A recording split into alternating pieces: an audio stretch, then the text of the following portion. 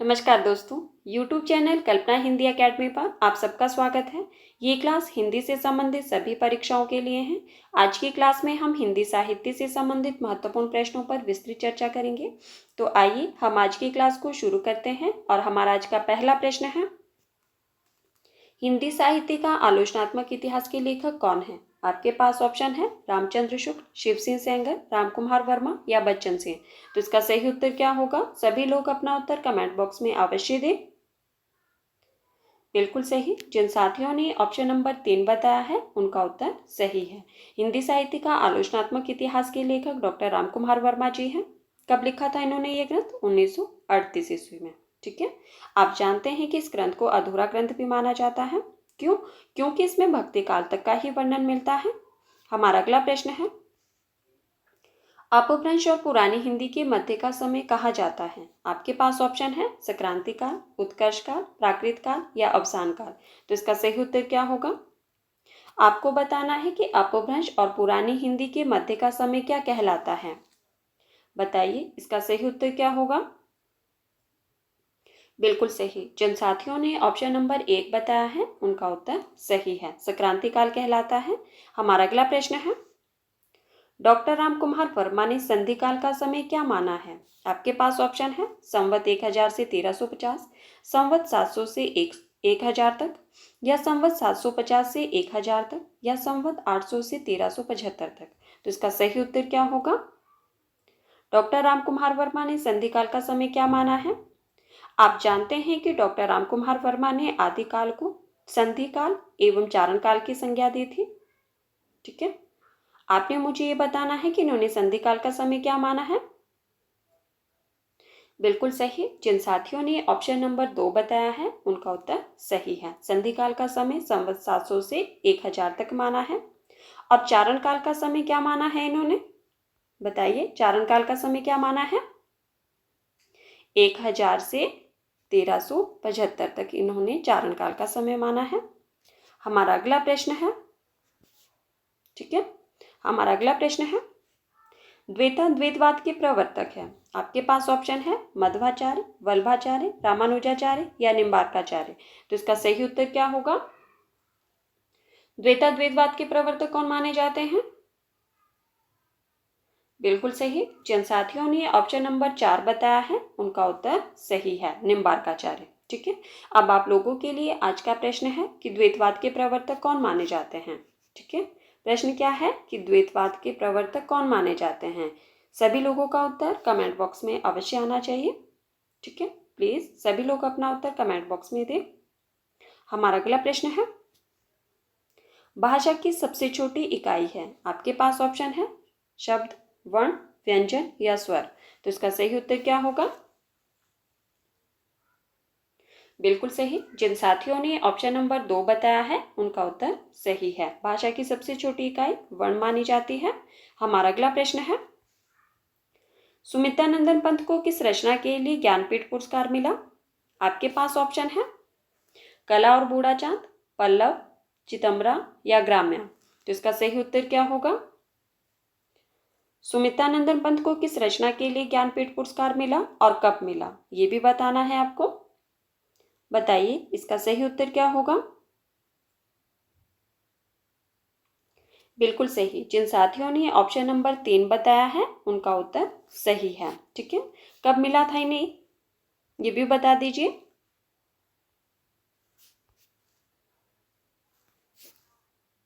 कब मिला था? 1968 ईस्वी में। ठीक है। अब हम बात करेंगे कि कला और बूढ़ा चांद के लिए इन्हें कौन सा पुरस्कार मिला था और कब मिला था। बताइए,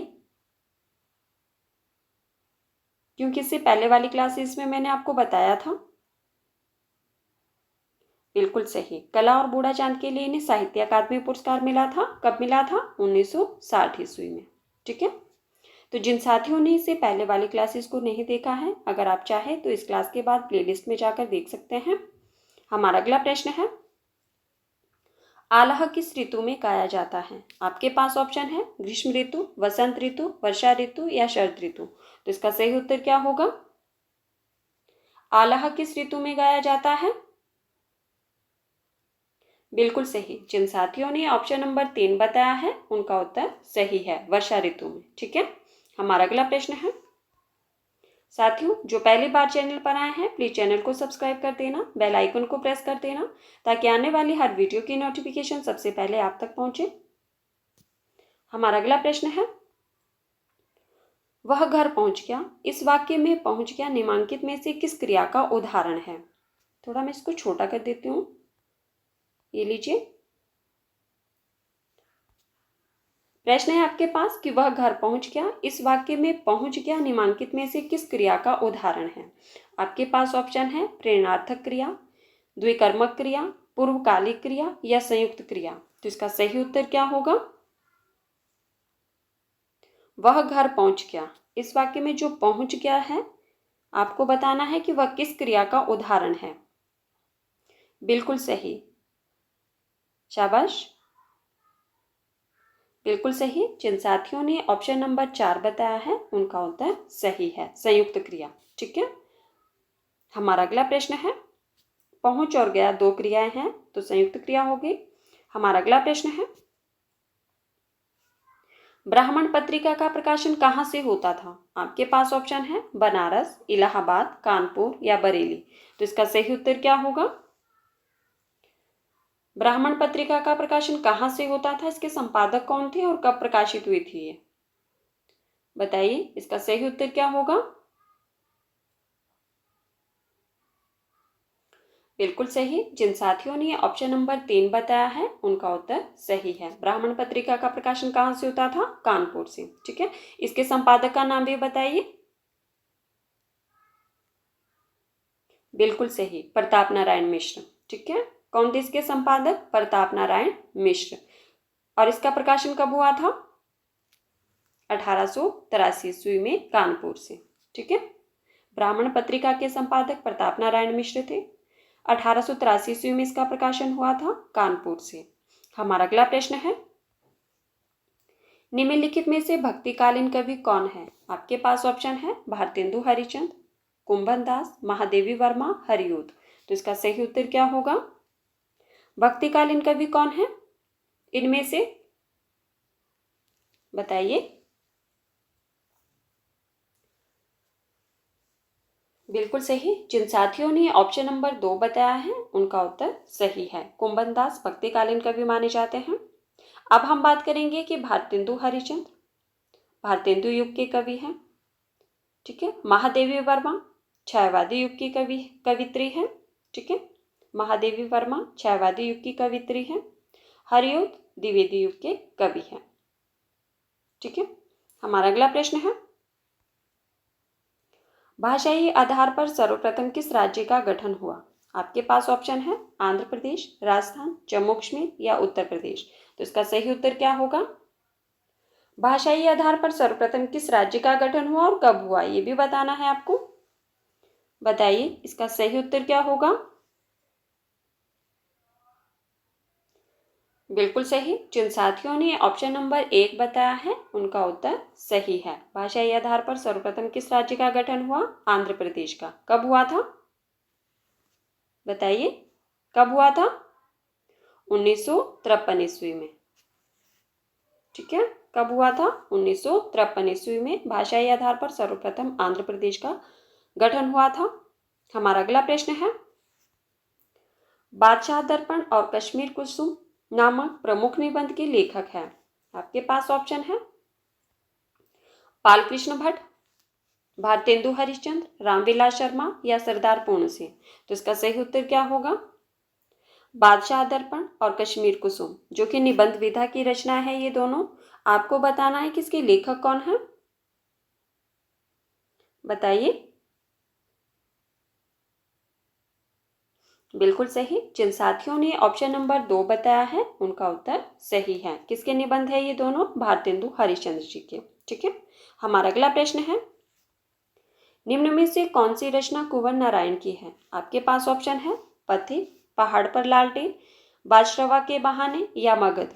तो इसका सही उत्तर क्या होगा? कौन सी रचना कुंवर नारायण सिंह जी की है बताइए, इसका सही उत्तर क्या होगा?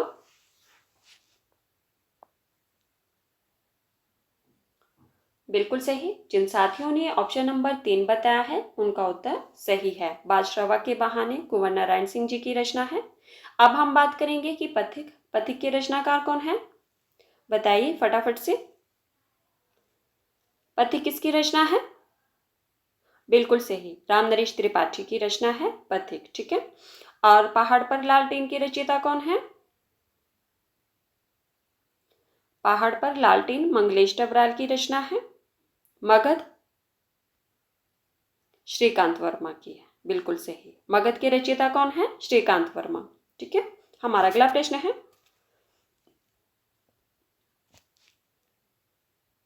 निम्न में से कौन सा विद्वान पृथ्वीराज रासो को अप्रामाणिक मानता है? आपके पास ऑप्शन है आचार्य रामचंद्र शुक्ल, हजारी प्रसाद द्विवेदी, श्याम सुंदर दास या कर्नल डॉट। तो इसका सही उत्तर क्या होगा?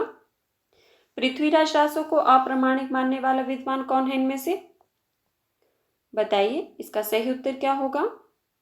साथियों, जो पहली बार चैनल पर आए हैं प्लीज़ चैनल को सब्सक्राइब कर देना, और अगर आपको क्लास पसंद आए तो प्लीज़ वीडियो को लाइक कर देना और वीडियो को ज़्यादा से ज़्यादा शेयर भी कर देना। ठीक है। बताइए इसका सही उत्तर क्या होगा।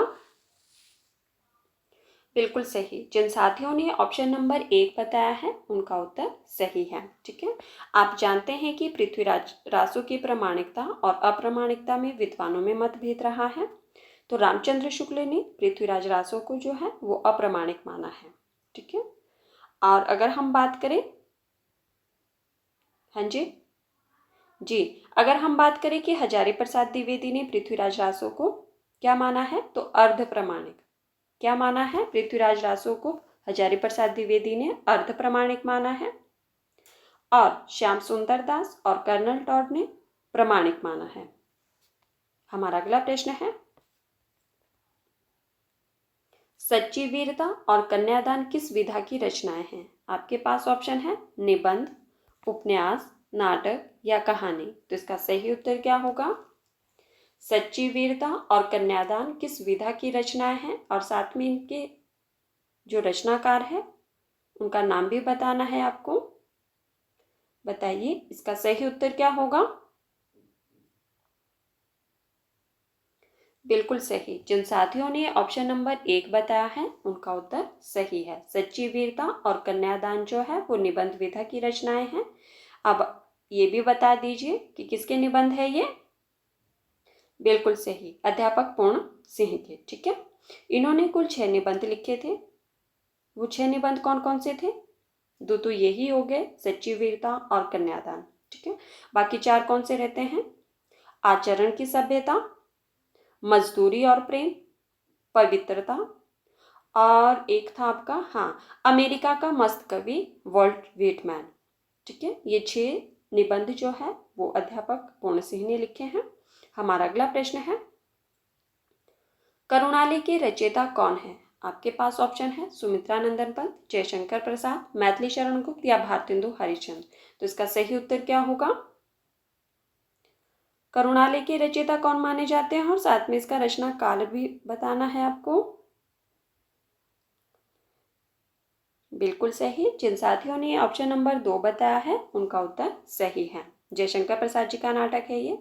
और इसका रचना काल की अगर हम बात करें तो कहीं कहीं आपको 1912 देखने को मिलेगा और कहीं कहीं आपको 1913 भी देखने को मिलेगा। ठीक है। तो आपको ऑप्शन के हिसाब से ही अपना उत्तर लगाना है। हमारा अगला प्रश्न है, निम्न में से शेखर जोशी की कहानी है। आपके पास ऑप्शन है परिंदे, सफेद कौवा, कोसी का घटवार या नमक का दरोगा। तो इसका सही उत्तर क्या होगा? शेखर जोशी की कहानी कौन सी है उसका चयन करना है आपको। बताइए इसका सही उत्तर क्या होगा। बिल्कुल सही, जिन साथियों ने ऑप्शन नंबर 3 बताया है उनका उत्तर सही है। कोसी का घटवा शेखर जोशी जी की कहानी है। अब हम बात करेंगे कि परिंदे कहानी के लेखक कौन है, बताइए फटाफट से।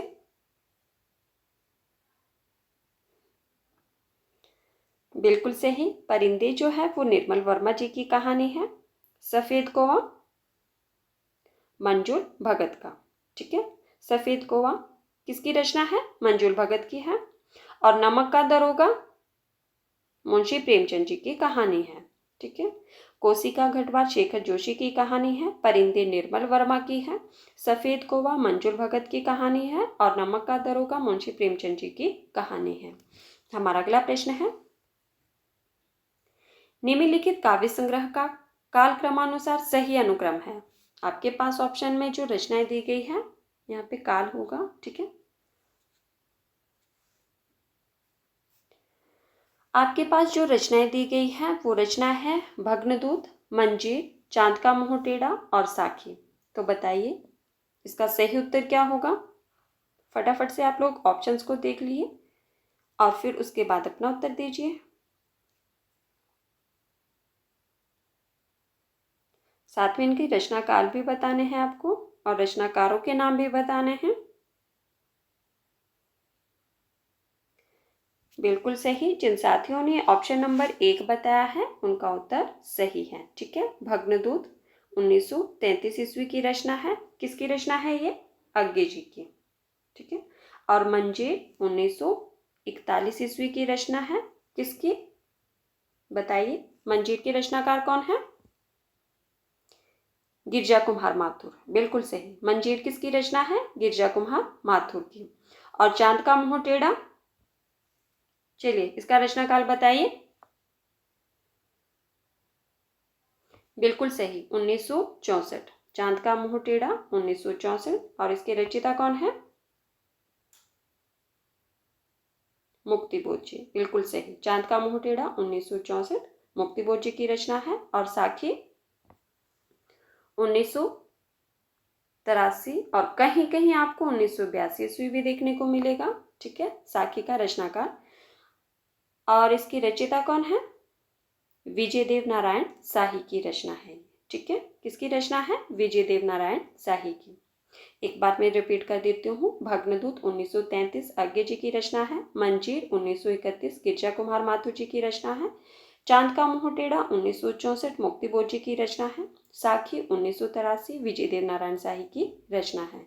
तो हमारा सही उत्तर होगा ऑप्शन नंबर 1। हमारा अगला प्रश्न है, ठेले पर हिमालय किसकी रचना है? आपके पास ऑप्शन है विजय देव नारायण शाही, निर्मल वर्मा, धर्मवीर भारती या शरद जोशी। तो इसका सही उत्तर क्या होगा? ठेले पर हिमालय किसकी रचना है? और साथियों मुझे इस क्लास के बाद आप लोगों ने कमेंट करके ये भी बताना है कि आज की क्लास में आपके कितने प्रश्न सही हुए, ठीक है। बिल्कुल सही। जिन साथियों ने ऑप्शन नंबर 3 बताया है उनका उत्तर सही है। ठेले पर हिमालय धर्मवीर भारती की रचना है। हमारा अगला प्रश्न है, विजय देव नारायण शाही किस सप्तक के कवि माने जाते हैं? आपके पास ऑप्शन है तीसरे सप्तक के, तार सप्तक के, दूसरा सप्तक के या चौथा सप्तक के। तो बताइए इसका सही उत्तर क्या होगा। विजय देव नारायण शाही किस सप्तक के कवि माने जाते हैं? जिनकी अभी हमने एक रचना पढ़ी थी साखी 1983 ईस्वी की। बताइए इसका सही उत्तर क्या होगा।